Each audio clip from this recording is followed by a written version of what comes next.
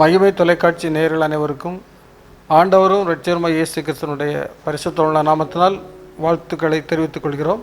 இந்த நாளிலும் ஜெபத்தின் மகிமை என்ற நிகழ்ச்சியில் உங்கள் யாவரையும் சந்திப்பதில் மகிழ்ச்சி அடைகிறோம். நாம் யாவரும் ஆண்டவருடைய சமூகத்திலே ஜெபித்து நம்முடைய குடும்பங்களின் ஆசீர்வாதங்களை நாம் பெற்றுக்கொள்வோம். இந்த நாளில் முதல் செய்தியாக உலக புகையிலை எதிர்ப்பு தினம். இது மே மாதம் 31ஆம் தேதி ஒவ்வொரு வருடமும் இந்த உலக சுகாதார நிறுவனத்தால் ஒவ்வொரு ஆண்டும் உலக புகையிலை ஒழிப்பு தினம் கடைபிடிக்கப்பட்டு வருகிறது. மே 31ஆம் தேதி. இதில் உலக அளவில் ஏற்படக்கூடிய மரணங்களில் புகையிலை ஒரு முன்னணி காரணமாக விளங்குகிறது. அதில் சிகரெட் புகைக்கு போது தோராயமாக ஒரு நபர் தன் ஆயுட்காலத்தில் 11 நிமிடங்களை இழக்கிறார். புகையிலையினால் 6 நொடிக்கு ஒரு உயிரிழப்பு ஏற்படுகிறது. ஒரு வருடத்துக்கு சுமார் 5 மில்லியன் மக்கள் இந்த புகையிலை சார்ந்த நோயால் இறக்கின்றனர். எனவே புகைப்பிடிப்பதை இளைஞர்கள் கைவிட வேண்டும். யாராக இருந்தாலும் இந்த பழக்கங்களுக்கு அடிமையாகிவிடக்கூடாது என்பதற்காக, இதை வலியுறுத்துவதற்காக போதையில்லா பாரதம் என்ற பெயரில் ஒரு விழிப்புணர்வு பேரணி கன்னியாகுமரி மாவட்டத்தில் நடத்தியிருக்கிறார்கள். மே 31ஆம் தேதி இந்த விழிப்புணர்வு பேரணி மாவட்ட ஆட்சியர் அலுவலகத்தில் தொடங்கி எஸ்எல்பி பள்ளியில் நிறைவடைந்தது. மாவட்ட சமூக நல அலுவலர் சரோஜினி, சுகாதார பணிகள் துணை இயக்குனர் மீனாட்சி, மாவட்ட முதன்மை கல்வியாளர் மற்றும் மாணவியர்கள் ஏராளமானவர்கள் பங்கேற்று கொண்டார்கள். இதில் என்ன சொல்லியிருக்காங்கன்னா, பள்ளி கல்லூரிகளில் பயிலும் மாணவர்களிடையே போதைப்பொருள் தீங்கு குறித்து விழிப்புணர்வு ஏற்படுத்தப்பட்டு வருகிறது. தற்போது போதைப்பொருள் பழக்கம் உள்ள மாணவர்களை கண்டறிந்து அவர்களை மீட்டெடுக்க ஆசிரியர்களுக்கு தனியாக பயிற்சி கொடுக்கப்படுகிறது. போதைப்பொருள் பயன்படுத்தினால் தங்களையும் தங்கள் சார்ந்தவர்களையும் சமூகத்தையும் பாதிக்கும் என்பதை அனைவரும் உணர வேண்டும். எனவே இந்த மே மாதம் 31ஆம் தேதி உலக புகையிலை எதிர்ப்பு தினத்தை கொண்டாடி இருக்கிறார்கள். அதுபோல் இந்த நாள் அந்த புகையிலை குறித்த ஒரு எச்சரிக்கை உணர்வை இன்றைக்கு நாம் நம்முடைய பெற்றுக்கொள்ள வேண்டும். நிறைய குடும்பங்களில் மாணவர்கள், இளைஞர்கள் தான் இந்த பழக்கத்துக்கு அடிமையாகின்றார்கள். அதனுடைய தீங்கு பின்னாட்களில் அவருடைய உடல்நிலை பாதிக்கும் என்பது நிறைய தெரியாது. அதனால் அதுக்கு அடிக்ட் ஆகிறாங்க, அடிமை ஆகிறாங்க. ஆனால் அவருடைய வாழ்க்கை பாதிக்கிறது, அவருடைய ஆயுள் காலம் குறைகிறது. இதெல்லாம் பல முறை எச்சரித்தாலும் நிறைய பேர் அதை பற்றி கண்டுக்கிட்டது கிடையாது. அதனால் உலக அளவில் இந்த உலக சுகாதார நிறுவனம் வேர்ல்டு ஹெல்த் ஆர்கனைசேஷன் மே 31ஆம் தேதியை அவர்கள் இந்த உலக புகையிலை எதிர்ப்பு தினமாக கொண்டாடப்படுகிறார்கள். அதனுடைய ஒவ்வொரு மாவட்ட ஆட்சியர் அலுவலகத்தில் இந்த தினம் அனுசரிக்கப்பட்டுள்ளது. இதை குறித்து நாமும் சிந்திக்க வேண்டும். அநேகர் இந்த பழக்கத்திற்கு அடிமையாகி விடுபட முடியாமல் தவித்து கொண்டிருக்கிறார்கள். அவர்களுக்காக நாம் பாரத்தோடு ஜெபிப்போம். அந்த குடும்பங்களில் அவர்கள் படுகிற வேதனைகள் அதிகமாக இருக்கிறது. நிறைய இளைஞர்கள் இந்த புகை பழக்கம், அது படிப்படியாக கஞ்சா பழக்கம் அப்படி வளர்ந்து கடைசியில் அவங்களோட வாழ்க்கையை சீரழிந்து விடுகிறது. அதனால் அது கிறிஸ்தவ குடும்பங்களில் இருக்கிறது, எல்லா குடும்பங்களிலும் இருக்கிறது. அதற்கான விசேஷமாக இந்த அடிமைத்தனத்திலிருந்து மக்கள், இளைஞர்கள் விடுதலை பெற வேண்டும் ஜெபிக்கலாம். சங்கரன் கோவில் சிஎஸ்ஐ ஆலயத்திலிருந்து கூட ஒரு பேரணி நடத்தினாங்க. அப்போ நல்ல காவல்துறை அலுவலர்கள்லாம் அதில் தலைமை தாங்கி நடத்தினதை நம்ம செய்தித்தாளில் படித்தோம். ஏன் இந்த மாதிரி விழிப்புணர்வு என்றால், இன்னைக்கு எங்கே பார்த்தாலும் தீய பழக்கம், அதாவது நண்பர்கள் சேர்ந்த உடனே முதல் சங்கீதத்தில் என்ன சொல்கிறாரு? துன்மார்க்கருடைய ஆலோசனைகள் நடவாதே, பாவிகளுடைய வழியில் இல்லாதே, பரியாசக்காரர் உட்காருகிற இடத்துல உட்காராதே அப்படின்னு தான் சொல்லியிருக்கிறாங்க. அதோடு மட்டும் இல்லை, நம்முடைய சரீரம் கடவுளுடைய ஆலயம் அப்படிங்கிறத நம்ம அறிந்து கொள்ளணும். அது நமக்கு தீட்டுப்படுத்துறதுக்கு நமக்கு அதிகாரம் கிடையாது. இதுக்கு நம்ம ஒரு உதாரணமாக சொல்லணும்னா தானியேலை சொல்லலாம். தானியேல் ராஜாவின் போஜனத்தினாலும் அவர் பானம் பண்ணும் திராட்சரசத்தினாலும் தன்னை தீட்டுப்படுத்தல் ஆகாது என்று தன் இருதயத்தில் தீர்மானம் பண்ணி கொண்டான். அப்படி ஒரு தீர்மானம் மனுஷனுக்குள்ள வரணும். சரீரப்பிரகாரமாக நம்ம எதையும், நமக்கு தேவையில்லாத உணவுப் பொருட்கள், இந்த போதைப் பொருட்கள் எல்லாம் மனிதனை சீக்கிரத்தில் பார்க்குறவங்கள எவ்வளவு ஆயுசு நாட்களை வேகமாக கொண்டு போகுது. நம்ம மரணத்தை நோக்கி ஓடுதான். வேகமாக தற்கொலைக்கு நேரானது தானே அது. தினம் அவன் தற்கொலை பண்ணிக்கிட்டே இருக்கிறான். கண்டிப்பாக அந்த மாதிரி ஒரு காரியம் நடைபெறாதபடி நம்ம பாதுகாக்கணும். அதோடு மட்டும் இல்லை, சரீரம் கர்த்தருக்கு உரியது, கர்த்தரும் சரீரத்திற்குரியவர் அப்படின்னு நம்ம கொரிந்தியருக்கு எழுதிய நிருபத்தில் படிக்கிறோம். அதனால் அந்த சரீரத்தை நமக்கு மாசுபடுத்தக்கூடாது. சரீர இச்சைகளின்படி பாவத்திற்கு கீழ்ப்படியத்தக்கதாக சாவுக்கு ஏதுவான உங்கள் சரீரத்தில் பாவம் ஆளக்கூடாது அப்படின்னு சொல்லி ரோமாபுரியாருக்கு எழுதின நிருபத்தில் படிக்கிறோம். அப்போது சரீரத்துக்குள்ள இந்த மாதிரி போதைப் பொருட்கள், நிறைய பொருட்கள், முதல்ல சும்மா காசு வேண்டாம்ப்பா, சும்மா நீ சாப்பிடு, நான் உனக்கு வாங்கி தரேன் என்று சொல்லுவான். கொஞ்சம் குடி அப்படிமா, அல்லது கொஞ்சம் கொஞ்சம் என்று சொல்லி பார்த்து நிறைய வாழ்க்கையில் அழிந்து போகிற நிலையை நம்ம பார்க்குறோம். இந்த பதநீர் பாருங்களேன், இந்த பதநீரில் உள்ள எறும்புகள், ஈக்கள்லாம் கிடக்குது. அது எப்படி வந்தது அப்படின்னு நம்ம பார்த்தோம் அப்படின்னா, முதல்ல கொஞ்சம் லேசாக ருசி பார்க்குது அந்த பதநீரை. அதை குடிச்சு அது போதை ஏறி உள்ளேயே மடிந்து கிடக்கிறத நம்ம கண்ணால் பார்க்குறோம். அப்படிப்பட்ட ஈக்கள், எறும்புகள், தேனீக்கள் எல்லாம் மடிந்து கிடக்கிற ஒரு நிலையில் நாம் போய் ஏன் அதை போதை பழக்கத்துக்கு அடிமைப்படணும்? அந்த மாதிரி ஒரு சூழல் இல்லாதபடி விழிப்புணர்வு என்கிற இந்த நிகழ்ச்சியை நாம் பார்க்கிற போது நம்முடைய குடும்பங்களில் யாராக இருந்தாலும் சரி, இந்த மாதிரி பழக்கத்துக்கு, குறிப்பாக சிறுவர்கள், வாலிபர்கள் இந்த பழக்கத்துக்கு அடிமையாகாதபடி நாம் பிள்ளைகளை திருத்தணும்னா நாம் ஜெபம் பண்ணணும். அகஸ்டின் இந்த மாதிரி துன்மார்க்கத்தில் வாழ்ந்த ஒரு சகோதரர், அவருடைய தாயார் மோனிகாள் தன்னுடைய மகனுக்காக பாரத்தோடு ஜெபித்த போது அந்த மகனுடைய தீய பழக்க வழக்கங்கள் எல்லாம் மாறிப்போச்சு என்று நம்ம பார்க்குறோம். அந்த மாதிரி ஒரு புனித அகஸ்டின் என்கிற பெயரை பெற்றான். நாமும் நம்முடைய பிள்ளைகளை இப்படிப்பட்ட தீய பழக்க வழக்கங்களிலிருந்து, யோசேப்பு பாருங்களேன், யோசேப்பு என்ன சொல்கிறான்? தவறான பழக்கத்துக்கு தன்னை வற்புறுத்திய போது, இஸ்ரவேலின் தேவனுக்கு விரோதமாக நான் பாவம் செய்வது எப்படி என்று ஒரு தன்னைத்தானே ஒரு கேள்வி கேட்டு பார்க்குறான். அந்த கேள்வி தான் மனுஷனுக்கு பதில் கிடைக்கும். விசுவாசம் எங்கேருந்து வருது? கேள்வியினால தான் வரும். ஆண்டவர்கிட்ட கேட்போம், ஆண்டவர் நமக்கு நல்ல வழிகாட்டுவார். இந்த மாதிரி தீய பழக்க வழக்கங்கள் இல்லாத ஒரு இந்தியாவாக, தமிழகமாக நம்முடைய சிறப்பாக ஆண்டவர் நமக்கு மாற்றித்தர வல்லவராக இருக்கிறார். இப்போ இப்படிப்பட்ட பழக்கமுடையவர்கள் அதிலிருந்து விடுதலை பெறுவதற்காக நாம் ஜெபிப்போம். எங்களை அதிகமாக நேசிக்கிற நல்ல ஆண்டவரே, எங்களை பாதுகாத்து வழி நடத்துகிறவரே, நாங்கள் நம்மை ஸ்தோத்திரிக்கிறோம். இந்த அருமையான ஜெபத்தின் மகிமை என்ற நிகழ்ச்சியிலும் ஆண்டவரே, உலக புகையிலை எதிர்ப்பு தினத்திற்காக நாங்கள் நம்முடைய சமூகத்தில் ஜெபிக்கிறோம். இந்த நாட்களிலும் இந்த புகையிலை பழக்கத்திற்கு அடிமையாகி, போதை பழக்கத்திற்கு அடிமையாகி அநேகர் ஆண்டவரை அதிலிருந்து விடுதலை பெற முடியாமல் தவித்து கொண்டிருப்பதை நாங்கள் பார்க்கிறோம். ஆண்டவர், இப்படிப்பட்ட மக்களுக்காக, இளைஞர்களுக்காக, சிறுவர்களுக்காக, மாணவியர்களுக்காக நம்முடைய சமூகத்தில் நாங்கள் ஜெபிக்கிறோம். ஆண்டவரே, இப்படிப்பட்ட பழக்கங்களுக்கு அடிமைப்பட்டு தன்னுடைய வாழ்க்கையை சீரழித்து கொண்டிருக்கிற இளம் சமுதாயத்திற்காக நாங்கள் பாரத்தோடு ஜெபிக்கிறோம். ஆண்டவரே, கர்த்ததாமே அவர்களுக்கு இதனுடைய தன்மையை உணர்த்தி, ஆண்டவரே, இதனுடைய பாவத்தினுடைய அகோரத்தை உணர்த்தி தங்களுடைய வாழ்க்கையை சீரழிக்கும் என்பதை அவர்கள் உணர்ந்து இதிலிருந்து விடுபடுவதற்கு ஆண்டவரை நீர் கிருபை தர வேண்டும் என்று ஜெபிக்கிறோம்.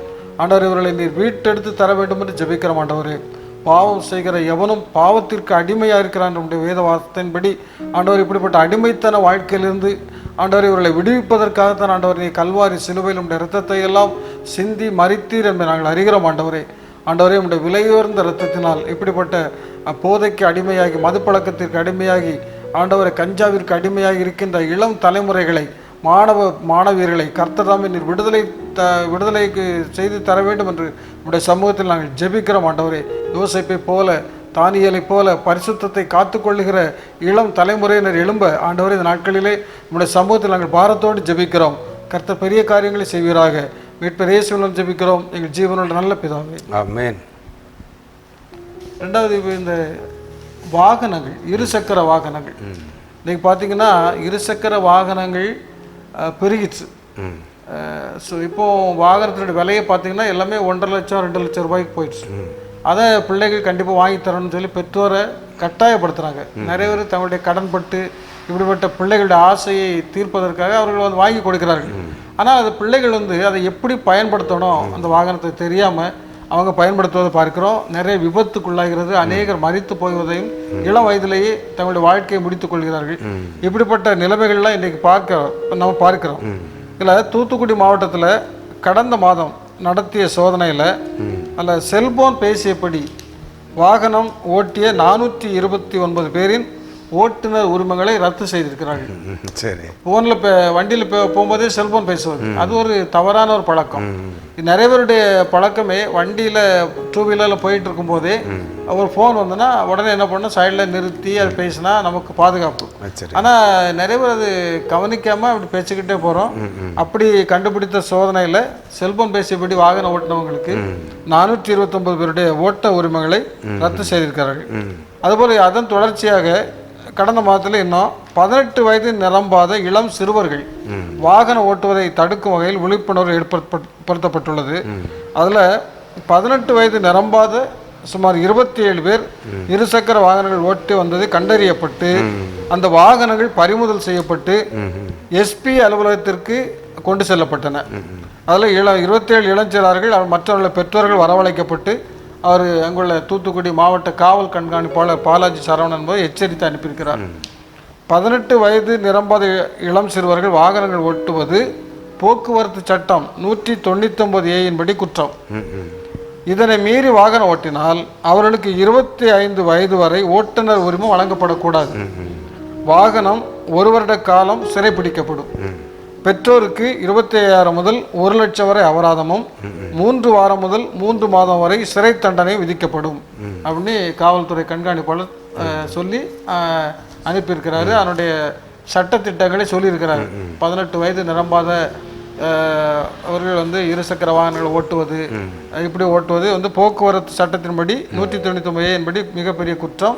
இதன் மீறி வாகனம் ஓட்டினா அவர்களுக்கு அந்த உரிமை கொடுக்கப்பட மாட்டாங்க. 25 வயது அது கூட பரவாயில்ல. பெற்றோர்களுக்கு பனிஷ்மெண்ட்டு வாகனத்தை அவங்க சீஸ் பண்ணி உள்ளே போட்டிருந்தாங்க. இப்போ பல இழப்புகள்லாம் இருக்குது.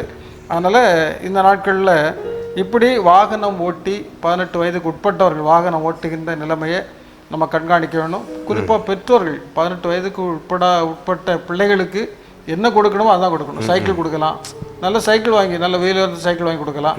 வாகனம் ஓட்டனே ஆசை இருந்துச்சுன்னா தம்பி நீ 18 வயது ஆன பிறகு ஓட்டு அப்படின்னு சொல்லி இளம் வயதில் அவர்களை நம்ம எஜுகேட் பண்ணணும், அவங்களுக்கு சொல்லிக் கொடுக்கணும். ஆனால் சின்ன வயதில் நம்ம கேட்ட உடனே அவங்களுக்கு வாகனத்தை வாங்கி கொடுத்துருந்தோம். பெற்றோர்கள்லாம் ரொம்ப ஆசைப்பட்டு ஆசையில் வாங்கி கொடுக்குறோம். அதனால் விபத்துக்கள் வருவதாக இப்போ சொல்லியிருக்கிறாங்க. அதனால் இப்படி 18 வயது நிரம்பாத இளைஞர்கள் இளம் சிறுவர்கள் வாகனம் ஓட்டினால் அது போக்குவரத்து சட்டத்தின்படி குற்றம். ரெண்டாவது அதனால் பெற்றோர்கள் பாதிக்கப்படுகிறார்கள். இப்படிப்பட்ட தண்டனைகள் இருக்கிற என்பதை உணர்ந்து நாம் நம்முடைய குடும்பங்களில் உள்ள பிள்ளைகளுக்கு தகுந்த ஆலோசனைகளை நாம் சொல்லிக் கொடுப்போம். அவர்களை இளம் வயதிலேயே நல்லவர்களாக ஒழுக்கமுள்ளவர்களாக நாம் வளர்ப்பதற்கு பிரயாசப்படுவோம். ஆலோசனை அவசியம். ஆலோசனை இல்லாத இடத்தில் ஜனங்கள் சீர்கிட்டு போவார்கள் அப்படின்னு வேதமே சொல்லியிருக்கு. இப்போது அரசாங்கம் நல்ல ஆலோசனைகளெல்லாம் சொல்லுது, நல்ல சட்டத்திட்டங்கள் எல்லாமே மக்களுடைய பாதுகாப்புக்காகத்தான்.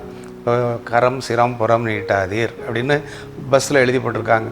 அதே போல் படிக்கட்டில் நின்று பயணம் செய்யாதே, இப்படி எச்சரிக்கைகளெல்லாம் சொல்லும்போது மனிதர்கள் கேட்டு நடக்காவிட்டால் முடிவு அதனுடைய பயங்கரமான விளைவுகளை அவங்க போயிடுறாங்க, பிள்ளைகள் போயிடும். ஆனால் பெற்றோர்களோ அல்லது உடன் பிறந்த குடும்பத்தினரோ எவ்வளோ வேதனைப்பட வேண்டிய சூழ்நிலையெல்லாம் இருக்குது.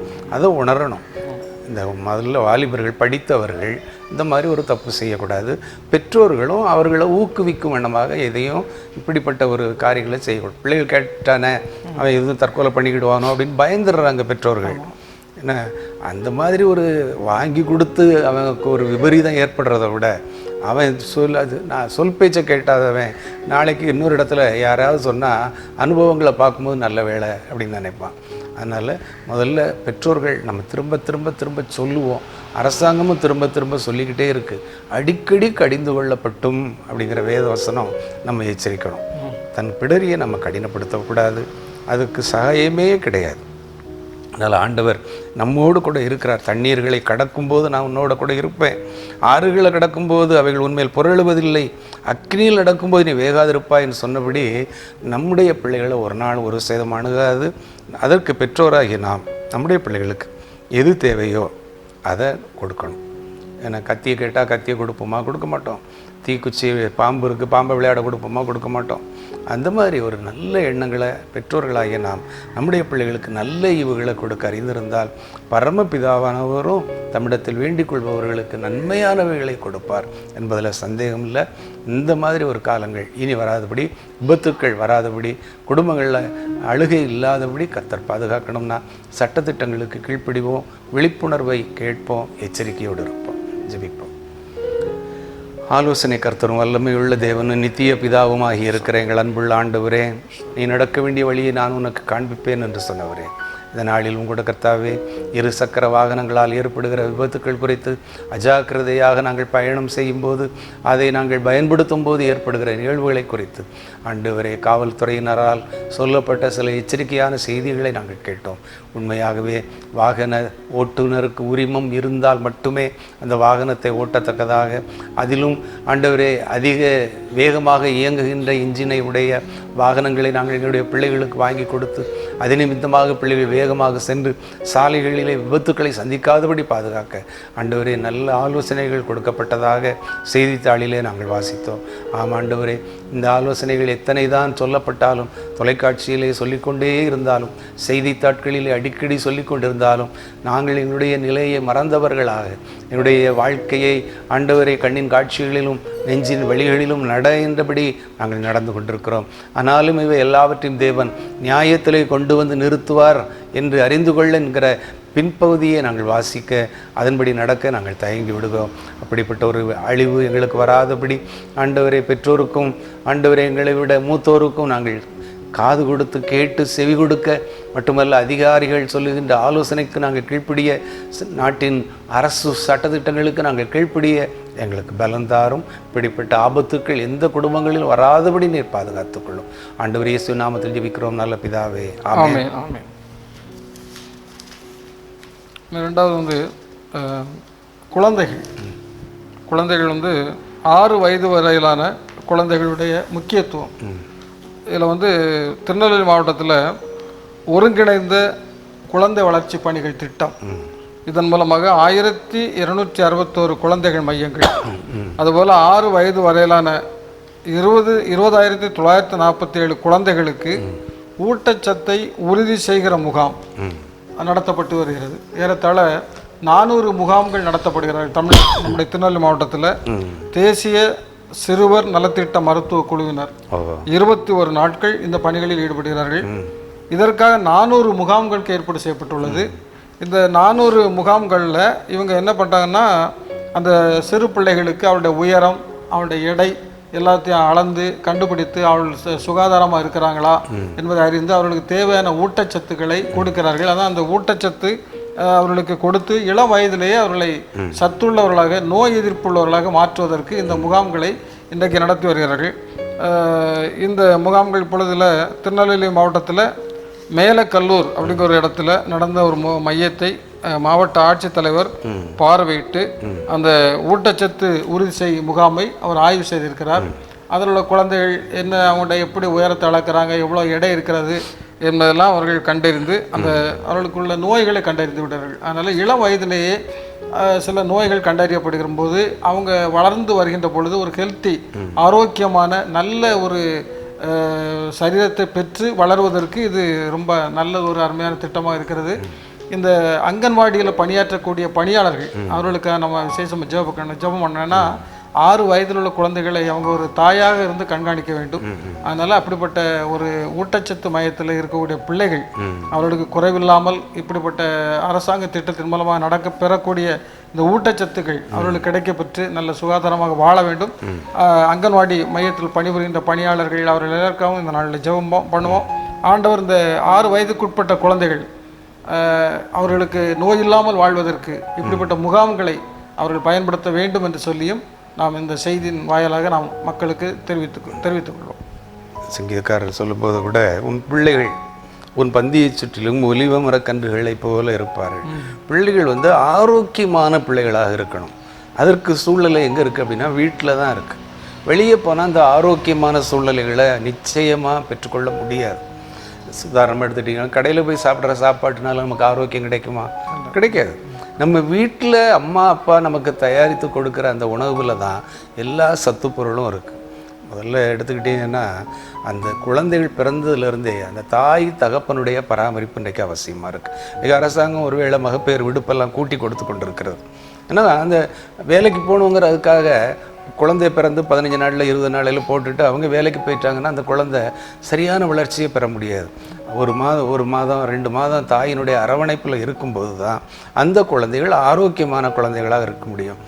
குழந்தைகள் என்பது அது ஒரு நாற்றங்கால் மாதிரி. அந்த குழந்தைகள் சின்ன வயதிலேயே சரியாக பேணி பாதுகாக்கப்படலைன்னா முதிர் வயது வரும்போது அதை விட்டுருதாங்க. அதனால் அவர் சாலமோன் ஞானி கூட என்ன சொல்கிறார், பிள்ளையானவன் நடக்க வேண்டிய வழியிலே அவனை நடத்து. நாம் பிள்ளைகளுக்கு முன்மாதிரியாக பெற்றோர்கள் இருக்கணும். நாம் வீட்டில் எப்படி இருக்கணும், நம்முடைய சூழ்நிலை எப்படி இருக்குது. பொதுவாகவே குழந்தைகள் கருவில் உருவாகும் போதே ஒரு ஆரோக்கியமான ஒரு சூழ்நிலை, கணவன் மனைவிக்குள்ளே இருந்தாலும் சரி, பணியாற்றுகிற இடத்துல இருந்தாலும் சரி, நண்பர்கள் வட்டத்தில் இருந்தாலும் சரி, எந்த இடத்துலையும் ஒரு நல்ல இதமான ஒரு சூழ்நிலை இருக்குமானாதான், மன அமைதி இருக்குமானாதான் அந்த குழந்தையும் ஆரோக்கியமாக வளர முடியும். குழந்தை பிறந்த பிறகு தானே என்று அல்ல. அதே போல் ஒரு குறிப்பிட்ட வயது வரை, 5 வயது வரை அல்லது 10 வயது வரை அந்த பிள்ளைகளை அது அவர்களுக்கு உரிய அந்தந்த வயதிற்கு ஏற்றாற் போல ஆகாரத்தை கொடுத்து அவர்களை பேணி பாதுகாக்கும் போது இந்த பலன் எங்கே கிடைக்கும்னா முதிர் வயதில் கிடைக்கும். இப்போ சாப்பிட்ற சாப்பாடு தான் சரியான ஒரு ஆரோக்கியமான நல்ல ஒரு பலமான உணவுகளை உண்ணும்போது பாலை, அந்த பால் பசும்பால் கொடுக்குறாங்க, அந்த மாதிரி ஒரு தாய்ப்பால் கொடுக்குறாங்க. இந்த மாதிரி என்னென்ன நேரத்தில் என்னென்ன செய்யணுமோ அதை செய்யும்போது அந்த பிள்ளைகளுக்கு ஒரு ஆரோக்கியமான ஒரு சூழ்நிலை வளரும். பிள்ளைகளிடத்தில் அன்போடு இருக்கணும். அந்த ஒரு அன்பான ஒரு சூழ்நிலை, குடும்பத்துக்குள்ள ஒரு அன்பான சூழ்நிலை. இன்றைக்கி பிள்ளைகளோட உங்கள் கணவர் அவங்க ரொம்ப உற்சாகமாக விளையாடிட்டு இருக்காரு, என்ன விஷயம் அப்படின்னு பக்கத்து வீட்டுக்காரங்க வந்து கேட்குறாங்க. அப்போ அந்த வீட்டம்மா சொல்லுது, இன்றைக்கி அவருக்கு ஃபோன் ரிப்பேர் அப்படின்னு சொல்லுது. ஃபோன் ரிப்பேர் ஆனால் தான் பிள்ளைகளோட விளையாடக்கூடிய ஒரு சூழ்நிலையை பார்க்குறோம். இல்லைன்னா அம்மா ஒரு ஃபோனில் வச்சுருக்குறாங்க, அப்பா ஒரு ஃபோனில் இருக்கிறாங்க, அண்ணன் ஒரு ஃபோன், அக்கா ஒரு ஃபோனில் இருக்கிறாங்க. உறவே இல்லாமல் இருக்கிற ஒரு சூழ்நிலை. சாப்பிடும்போது கூட கையில் ஃபோன்லேயோ இல்லை எதிர டிவிலேயோ உட்காந்தோம்னா அது ஒரு ஆரோக்கியமான ஒரு சூழ்நிலை இல்லை. சாப்பிடும்போது எந்த சிந்தையும் இல்லாமல் நண்பர்களாக இருந்தாலும் சரி, அல்லது உறவினர்களோடு இருந்தாலும் சரி, அல்லது பெற்றோரோடு இருந்தாலும் சரி, நல்ல அவர்களோடு பேசிக்கொண்டே அதை சாப்பிடும்போது அது ஒரு இதமான ஒரு ஆரோக்கியமான ஒரு சூழ்நிலையை தரும். அதனால் ஒரு குடும்பத்துக்குள்ளே எப்போவுமே நம்ம அதை மனதுக்குள்ளேயே வைத்து கொண்டிராதபடி மனம் விட்டு பேசணும். யாராக இருந்தாலும் சரி, மனம் விட்டு பேசிட்டோம்னா அது ஒரு நல்ல உறவை ஏற்படுத்தும். மனதில் மனஸ்தாபங்கள் இருந்தாலும் அவங்ககிட்ட பேசிடணும்.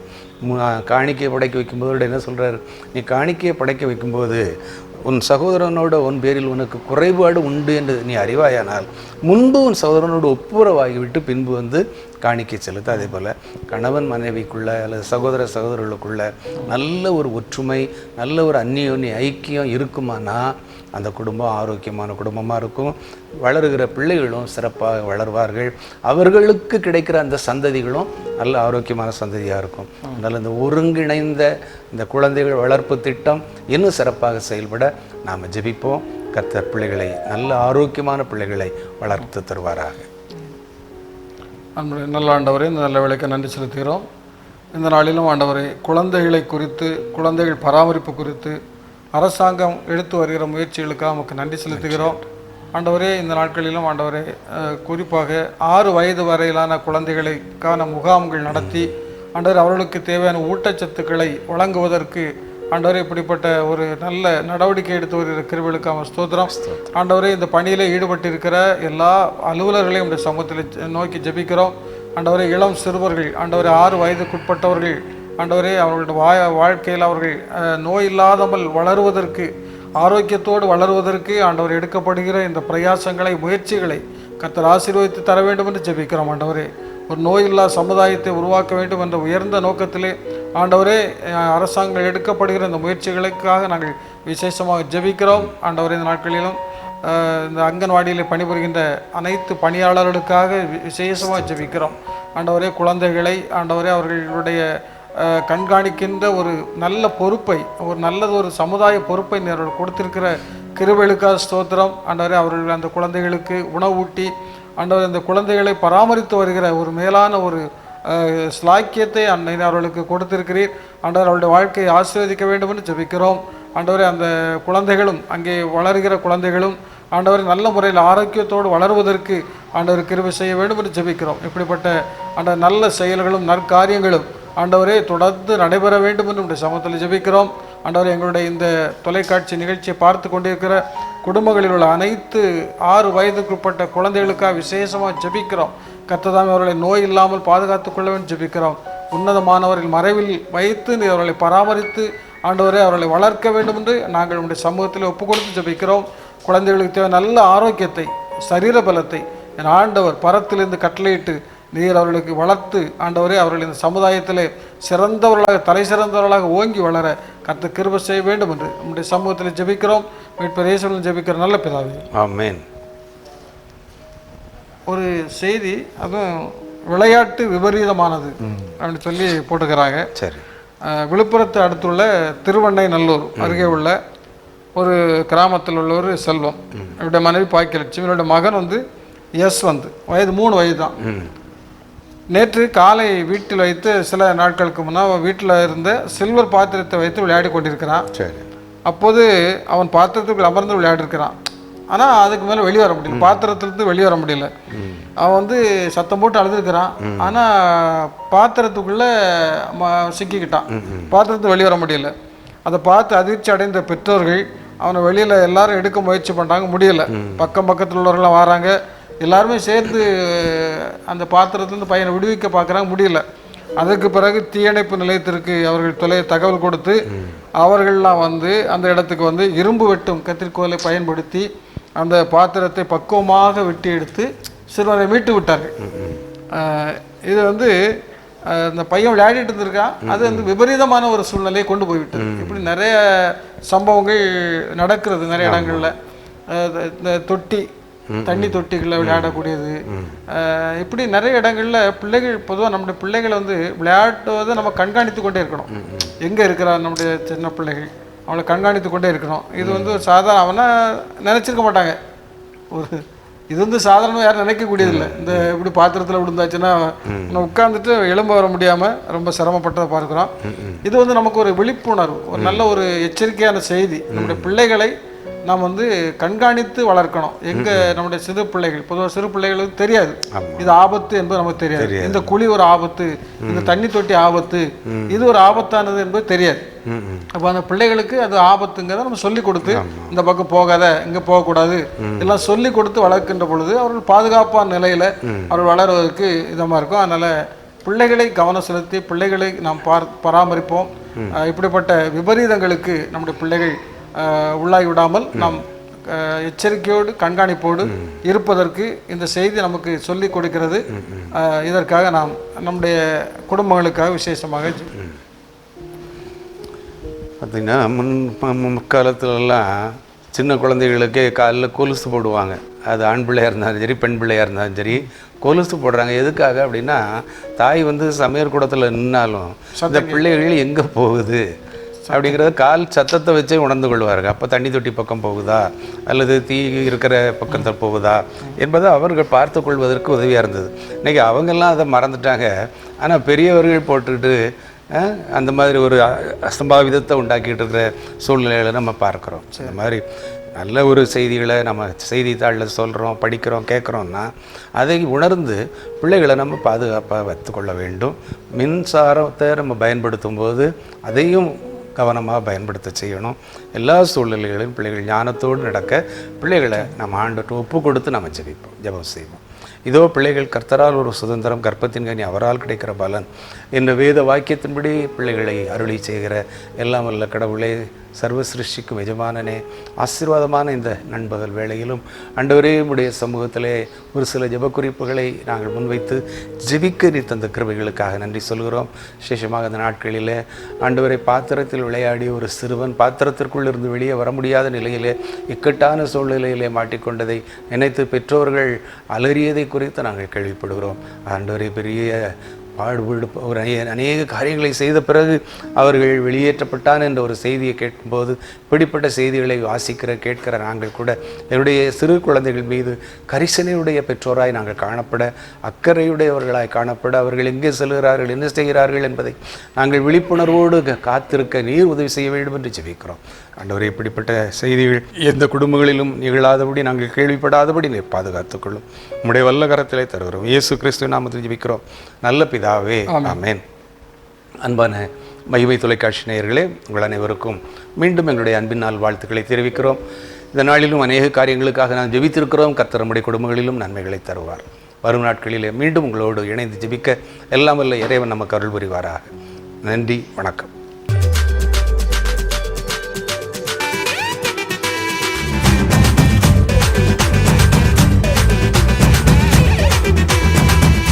மகிமை